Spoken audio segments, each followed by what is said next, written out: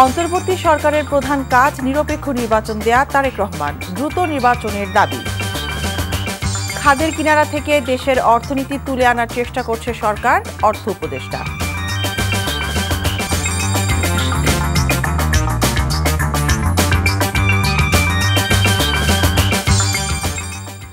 আসসালামু আলাইকুম, মিতা মুস্তফা স্বাগত জানাচ্ছি এনটিভির দুপুরের খবরে। ক্রাউন সিমেন্ট শিরোনাম দেখছিলেন, এবার পুরো খবর। বিএনপির ভারপ্রাপ্ত চেয়ারম্যান তারেক রহমান বলেছেন, অন্তর্বর্তীকালীন সরকারের প্রধান কাজ নির্বাচন আয়োজন করা। যত দ্রুত সম্ভব জাতীয় নির্বাচন হবে বলে প্রত্যাশা ব্যক্ত করেছেন তিনি। যশোর জেলা বিএনপির কাউন্সিলে লন্ডন থেকে অনলাইনে যুক্ত হয়ে এসব বলেন তারেক রহমান। তৃণমূলের প্রত্যক্ষ ভোটে নতুন নেতৃত্ব নির্বাচিত হলে দল আরও গতিশীল হয় উল্লেখ করে তিনি বলেন, শুধু দল পুনর্গঠনই নয়, দেশকেও পুনর্গঠন করতে চায় বিএনপি। জনগণের সমর্থনে রাষ্ট্র পরিচালনার সুযোগ পেলে ৩১ দফা বাস্তবায়নের প্রতিশ্রুতিও দেন তিনি। তারেক রহমান বলেন, স্বৈরাচারের রক্তচক্ষু উপেক্ষা করে বিএনপি সবার আগে রাষ্ট্র সংস্কারের প্রস্তাবনা দিয়েছে। দলের কেউ অন্যায় করলে সাংগঠনিক ব্যবস্থা নেওয়া হয় উল্লেখ করে তিনি বলেন, এটিকে কোনো কোনো মহল বিএনপির দুর্বলতা হিসেবে প্রচার করছে। অন্তর্বর্তীকালীন যে সরকার, এই সরকার যার প্রধান কাজ হচ্ছে দেশের মানুষের প্রত্যাশা অনুযায়ী একটি নিরপেক্ষ স্বচ্ছ নির্বাচন উপস্থাপন করা বা উপহার দেওয়া দেশকে। আমরা প্রত্যাশা করি সেই কাজটি মনোযোগ সহকারে যত দ্রুত সম্ভব এই অন্তর্বর্তীকালীন সরকার সেটি করবেন। আগামী দিনে বাংলাদেশের মানুষের সমর্থন নিয়ে বাংলাদেশ জাতীয়তাবাদী দল সরকার গঠন করতে সক্ষম হলে আমাদের সবচেয়ে প্রথম যেই কাজটি হবে, বাংলাদেশ নামক আমাদের যে প্রিয় মাতৃভূমি, এই মাতৃভূমিকে পুনর্গঠন করা, এর সকল রাষ্ট্র কাঠামোকে আমাদেরকে মেরামত করা। দেশের অর্থনীতি খাদের কিনারা থেকে তুলে নেওয়ার চেষ্টা করছে অন্তর্বর্তীকালীন সরকার বলে জানিয়েছেন অর্থ উপদেষ্টা সালেউদ্দিন আহমেদ। দুপুরে American international university Bangladesh AIUB এর 22তম সমাবর্তন অনুষ্ঠানে তিনি একথা বলেন। এ সময় জুলাই আন্দোলনে বেসরকারি বিশ্ববিদ্যালয়ের শিক্ষার্থীদের ভূমিকা তুলে ধরে তাদেরকে নতুন বাংলাদেশ গড়তে ভূমিকা রাখায় অভিনন্দন জানান। বলেন, মৌলিক শিক্ষা এবং নৈতিকতা না থাকলে শুধু শিক্ষিত হলে চলবে না, যার উদাহরণ বর্তমানে দেখা যাচ্ছে। নৈতিকভাবে অস্বচ্ছ থাকার কারণে অনেকের ব্যাংক অ্যাকাউন্ট জব্দ করা হয়েছে। এ সময় স্নাতক ও স্নাতকোত্তর ডিগ্রিধারীদের নতুন বাংলাদেশ গড়তে একতাবদ্ধভাবে কাজ করার আহ্বান জানান তিনি। যারা টাকা পয়সা রাখবে তাদের অবস্থা তো দেখতে পাচ্ছেন এখন, কেউ পালিয়ে বেড়াচ্ছে, কারো ব্যাংক ফ্রিজ হয়েছে, কিন্তু শিক্ষাটা থাকলে কিন্তু ওটাকে ছিনিয়ে নিতে পারবে না। আপনার যদি শিক্ষা অভিজ্ঞতা থাকে এটা কেউ নিতে পারবে না। এবং এবার সরকার থেকে আমিও চেষ্টা করে ব্যাংক ট্যাঙ্ক ফ্রিজ করে লাভ হবে না, আপনার শিক্ষা যোগ্যতা ছিটিয়ে না। অর্থাৎ এইটাকে ধারণা করেন। এবং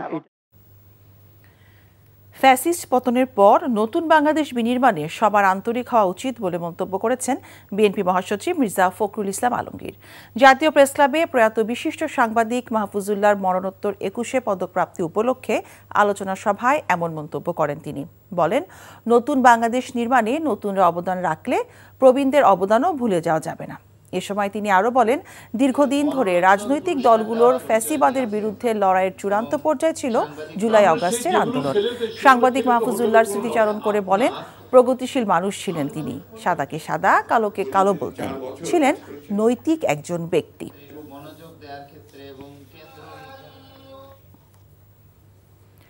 ক্ষমতায় গেলে প্রতিটি শ্রমিকের অধিকার প্রতিষ্ঠা করা হবে। জাতীয় প্রেসক্লাবে এক সভায় এই মন্তব্য করেছেন বিএনপির জাতীয় স্থায়ী কমিটির সদস্য ডক্টর আব্দুল মঈন খান। শনিবার বাংলাদেশ জাতীয়তাবাদী সিএনজি অটোরিকশা শ্রমিক দল নির্বাচনী বিশেষ এই সাধারণ সভার আয়োজন করে। সভায় বক্তারা সকল মামলার ডাবল জরিমানা আদায় বন্ধ করা, যে কোনো মামলার জরিমানা 1000 টাকা নির্ধারণ করা সহ বেশ কিছু দাবি তুলে ধরেন।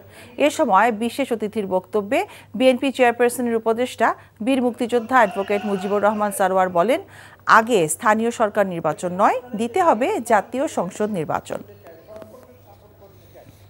টাঙ্গাইলের মির্জাপুরে চলন্ত বাসে ডাকাতি এবং 2 নারীকে শ্লীলতাহানির মামলায় আন্তজেলা ডাকাত দলের 3 জনকে গ্রেফতার করেছে গোয়েন্দা পুলিশ। শুক্রবার সন্ধ্যায় সাভার উপজেলার টানগ্যান্ডা এলাকা থেকে তাদেরকে গ্রেফতার করা হয়। সকালে সংবাদ সম্মেলন করে বিষয়টি নিশ্চিত করেন টাঙ্গাইলের পুলিশ সুপার মোহাম্মদ মিজানুর রহমান। এ সময় তিনি বলেন, শুক্রবার মধ্যরাতে মির্জাপুর থানায় মামলা দায়ের করেন ওমর আলী নামের এক যাত্রী। মামলা দায়েরের পরপরই পুলিশের একাধিক দল আসামিদের ধরতে অভিযান শুরু করে। এতে শহীদুল ইসলাম মুহিত, মোহাম্মদ সবুজ এবং মোহাম্মদ শরীফুজ্জামানকে গ্রেফতার করা হয়েছে। এদিকে দায়িত্বে অবহেলার দায়ে নাটোরের বড়াইগ্রাম থানার ওসি সিরাজুল ইসলামকে প্রত্যাহার করা হয়েছে।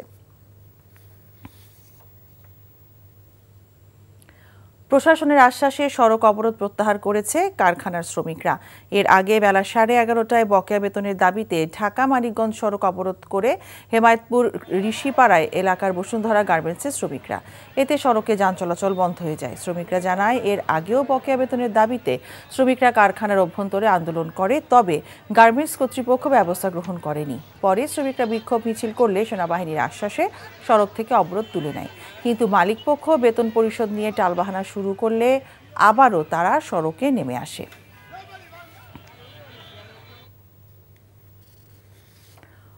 উদ্বোধনের পর 3 বছর পার হলেও এখনও চালু করা যায়নি 16 কোটি টাকা ব্যয়ে নির্মিত বরগুনার পৌর বর্জ্য পরিশোধনাগার। নির্মাণ পরিকল্পনাও ছিল ত্রুটিপূর্ণ। রাষ্ট্রীয় অর্থের এমন অপরিকল্পিত ব্যয় নিয়ে প্রশ্ন তুলেছেন স্থানীয় সচেতন মহল। প্রয়োজনীয় সংস্কার শেষে দ্রুতই পরিশোধনাগারটি চালুর আশ্বাস দিয়েছে পৌর কর্তৃপক্ষ। বরগুনা থেকে সোহেল হাফিজের রিপোর্ট।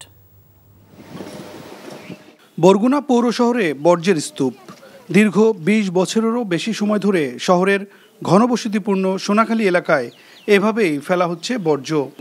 এদিকে শহরের বর্জ্য সমস্যা নিরসনে সরকারের 16 কোটি টাকা ব্যয়ে নির্মাণ করা হয়েছে এই পরিশোধনাগারটি। 3 বছর আগে উদ্বোধন করা হলেও নির্মাণ পরিকল্পনার ত্রুটির কারণে এখনও তা চালু করা সম্ভব হয়নি। ফলে বর্জ্য সমস্যার মহাসংকটে পড়ে চরম বিপাকে এখন স্থানীয়রা। জমি চাষাবাদ আশেপাশে যারা করে, হাত পাও নাই, সিরিঞ্জের সুইচ, তারপর প্লাস্টিকের এই যে কাঁচের বোতলগুলো সব জায়গায় ফেলায়। বর্ষার সিজনে এই জায়গাটা খালের পানি নামে, এই পানিতে দূষিত কারণে এই এলাকার মানুষ সব খালের পানি ব্যবহার করে। অপরিকল্পিতভাবে রাষ্ট্রের বিপুল পরিমাণ অর্থ ব্যয়ের যৌক্তিকতা নিয়ে প্রশ্ন তুলেছেন স্থানীয় সচেতন মহল। আমরা চাই যে এটার কোনো ব্যবস্থা হোক, সরকার এটার কোনো ব্যবস্থা করুক, যাতে করে আমাদের পরবর্তী প্রজন্ম এই বায়ু দূষণের কারণে রোগ ব্যাধিতে না ছড়ায়, অসুস্থ না হয়ে পড়ে। এখান থেকে সকালে স্কুলে যাই, তখন এখান থেকে দুর্গন্ধ আসে, তার কারণে আমরা অসুস্থ হয়ে পড়ি। উপকূলীয় শহরের পরিবেশগত অবকাঠামো উন্নয়ন প্রকল্পের সহযোগিতায় বাংলাদেশ সরকার ও এশিয়ান ডেভেলপমেন্ট ব্যাংকের অর্থায়নে এ বর্জ্য পরিশোধনাগারটি নির্মাণ করা হয়। বরগুনা পৌরসভার 2টি বর্জ্য শোধনাগার রয়েছে। তো আমরা একটি এনজিওর সাথে ইতিমধ্যে চুক্তি সম্পন্ন করেছি। চুক্তির শর্ত অনুযায়ী আমরা আমাদের খুব দ্রুতই বরগুনা জেলার সকল সামাজিক রাজনৈতিক সংগঠন, সুশীল সমাজের সকল মানুষদেরকে নিয়ে আমরা খুব দ্রুত এই বর্জ্য শোধনাগারটি উদ্বোধন করতে যাচ্ছি। দ্রুততম সময়ের মধ্যে এই বর্জ্য পরিশোধনাগারটি সচল হবে, সমাধান হবে বর্জ্য সমস্যার, এমনটাই দাবি স্থানীয় এলাকাবাসীর। Sohel Hafiz, NTV news, Barguna.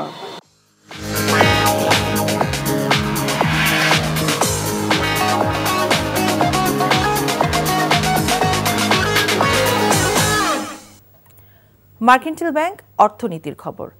শেখ হাসিনা সরকার লুটপাটের জন্য দফায় দফায় মূল্যবৃদ্ধি করে জনগণের জ্বালানি অধিকার খর্ব করেছে বলে জানিয়েছে consumers association of Bangladesh cab. গ্যাসের বিদ্যমান ঘাটতি 20,000 কোটি টাকা, যার কারণে বিদ্যুতে ব্যবহৃত গ্যাসের বর্তমান মূল্যহার 30 টাকা থেকে 75 টাকা করার প্রস্তাব করা হয়েছে। এই অতিরিক্ত মূল্যহার বাংলাদেশ এনার্জি রেগুলেটরি আইনের লঙ্ঘন বলে মত বিশেষজ্ঞদের। অস্বাভাবিক এই মূল্যবৃদ্ধি 2024-এর জুলাই-আগস্ট বিপ্লবের চেতনার সাথে সাংঘর্ষিক বলে মন্তব্য করেন তারা। রাজধানীতে বিশ্ব সাহিত্য কেন্দ্রে ক্যাব আয়োজিত গ্যাস বিদ্যুতের মূল্যবৃদ্ধির অপতৎপরতা বন্ধের দাবিতে আয়োজিত সংবাদ সম্মেলনে এসব কথা বলেন জ্বালানি বিশেষজ্ঞরা। প্রতিশ্রুত ও সম্ভাব্য শিল্প ক্যাপটিভ বিদ্যুতের ব্যবহৃত গ্যাসের বর্তমান মূল্য 30 টাকা থেকে 75 টাকা বৃদ্ধি করার প্রস্তাব করা হয়েছে। এই প্রস্তাব বিআরসি আইনের ধারা 22 ও ধারা 34 এবং জুলাই আগস্ট বিপ্লবের চেতনার সাথে সাংঘর্ষিক। আমরা যে আন্দোলনের ফসল হিসেবে সরকারকে পেয়েছি, সেই সরকারের আচরণ যদি আগের সরকারের আচরণের ধারাবাহিকতায় এই সমস্ত মন্ত্রণালয়ের কার্যক্রমের দ্বারা প্রতিফলিত হয়, তাহলে এই আন্দোলন শুরুতেই ব্যর্থ হয়েছে, এই সিগন্যাল যাচ্ছে। আসন্ন ঈদে দেশের ইলেকট্রনিক্স খাতের সেরা ব্র্যান্ড ওয়ালটন পণ্যের ক্রেতারা আবারও মিলেনিয়ার হওয়ার সুযোগ পাচ্ছেন। ক্রেতাদের জন্য এই সুবিধা ঘোষণা করে দেশব্যাপী ডিজিটাল ক্যাম্পেইন সিজন 22 শুরু করেছে ওয়ালটন। রাজধানীতে ওয়ালটন কর্পোরেট অফিসে এর উদ্বোধন করেন ক্যাম্পেইনের ব্র্যান্ড অ্যাম্বাসেডর চিত্রনায়িকা বিদ্যা সিনহা সাহা মিম। ক্যাম্পেইনের এই সিজনেও দেশের যে কোনো ওয়ালটন প্লাজা বা পরিবেশক শোরুম থেকে fridge, air conditioner, washing machine অথবা বিএলডিসি ফ্যান কিনে ক্রেতারা পেতে পারেন 10 লাখ টাকা। এছাড়াও রয়েছে লাখ লাখ টাকার ক্যাশ ভাউচার সহ নিশ্চিত উপহার। চলতি বছরের 20 ফেব্রুয়ারি থেকে ঈদুল আজহা পর্যন্ত এই সুবিধা পাবেন ক্রেতারা। অন্তর্বর্তী সরকারের প্রধান কাজ নিরপেক্ষ নির্বাচন দেয়া তারেক রহমান দ্রুত নির্বাচনের দাবি। খাদের কিনারা থেকে দেশের অর্থনীতি তুলে আনার চেষ্টা করছে সরকার, অর্থ উপদেষ্টা। এই ছিল দুপুরের খবরে। এই খবরের ভিডিও সহ আপডেট জানতে ভিজিট করুন এনটিভি অনলাইন www.ntvbd.com। এছাড়াও এনটিভি জনপ্রিয় সব অনুষ্ঠান ও খবরের আপডেট জানতে ভিজিট করুন আমাদের ইউটিউব ও ভেরিফাইড ফেসবুক পেজ। 5টায় দেশের খবর দেখার আমন্ত্রণ রইল। সবাইকে ধন্যবাদ।